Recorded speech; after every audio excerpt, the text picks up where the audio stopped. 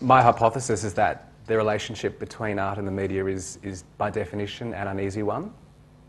And that's because people in the media and people who, artists, people in the arts industries have different ideas about relevance, meaning and topicality.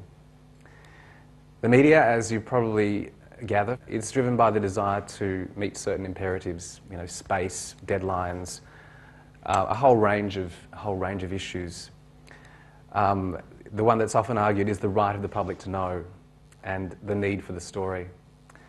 But my note to you is that every journalist longs to write the greatest, in brackets, art story ever written or broadcast.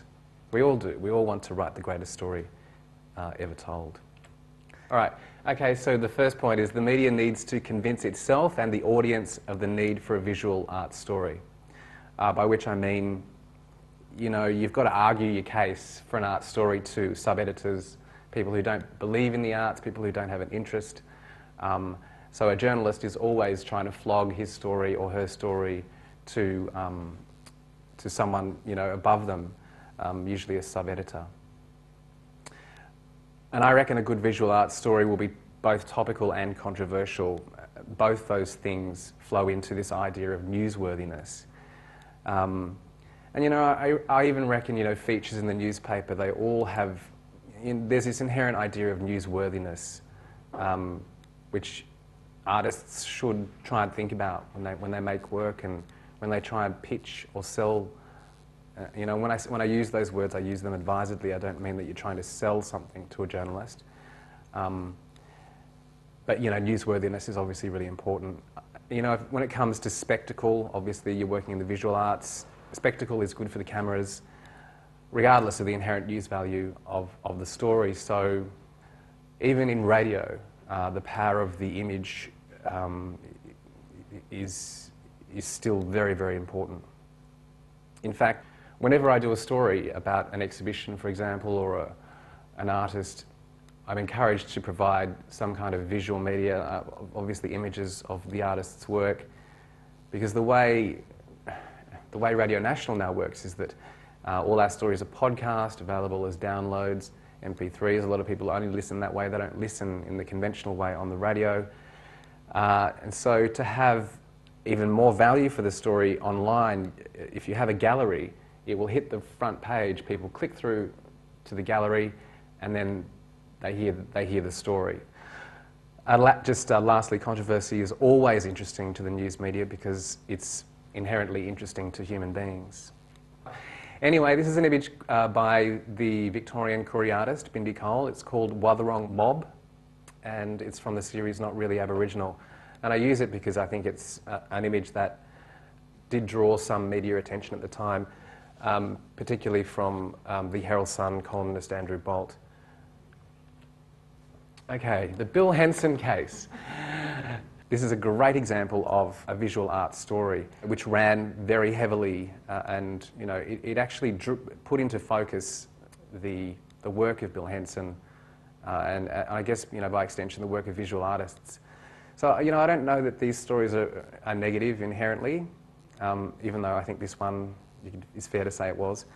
The story was controversial, even though Henson's images, as you probably know, are widely published, they're widely available.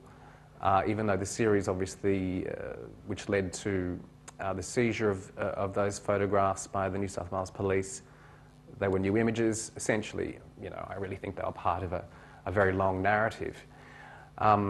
It was as if those images had never been seen, and we had seen images very, very similar to that. And I think the issue at the heart of that controversy was the public debate that we have been having over the sexualisation of children.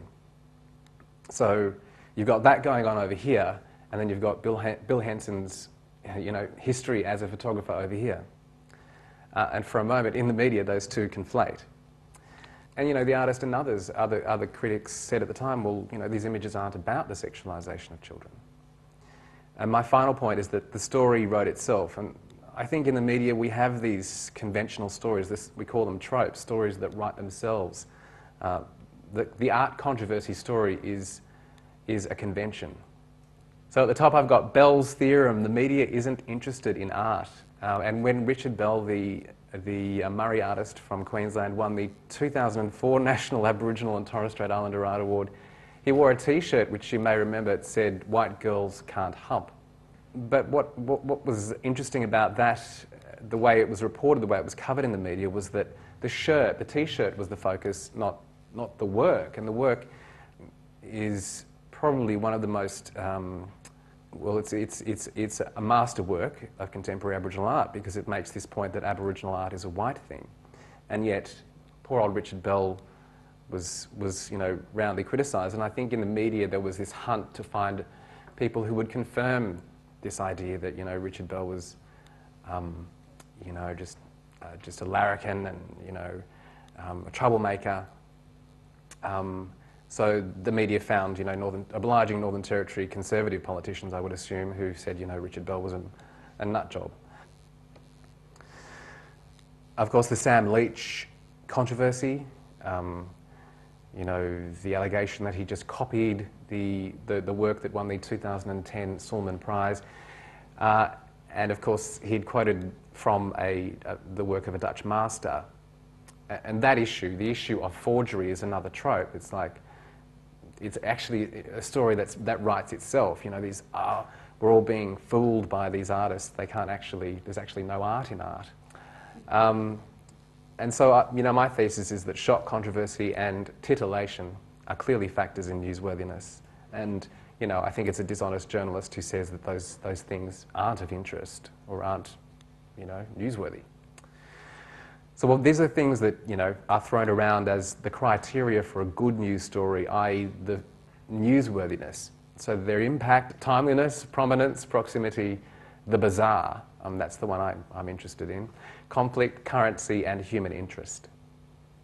I think when you're pitching a story to a journalist, don't see the media as some kind of marketing and promotional machine that's there for your benefit. It's not. Think about what you have to give. What do you want to say? What do you want to sell? And it is a kind of selling-buying relationship. That's, the model. But, I hasten to say that we're not buying anything. But like a good idea, that's what we want to hear. And look for a hook. The hook, the most essential part of a story, the most essential part of a story that journalist wants is the hook. Is it topicality? Is it asylum seekers? Is it the sexualisation of children? Is it the Aboriginal art industry? There are lots of hooks that you can use. But I don't think you should ever make work that fits some kind of criteria, some magical criteria which you want to sell. So the hook or the lead, I think, is really important to remember, and think about newsworthiness and what it is that makes a good news story. And it's important also to note that the news media doesn't have the luxury of time, so we don't have weeks or months to write stories. They're done, well, in my case for the radio, very quickly, as quickly as I can do them. Often, sometimes you might spend 2 or 3 weeks working on a story, but that's pretty rare. And really, that's all I have to bring to the discussion. But I think that's really important to remind ourselves of those the different agendas for the media and for you as artists. Thanks.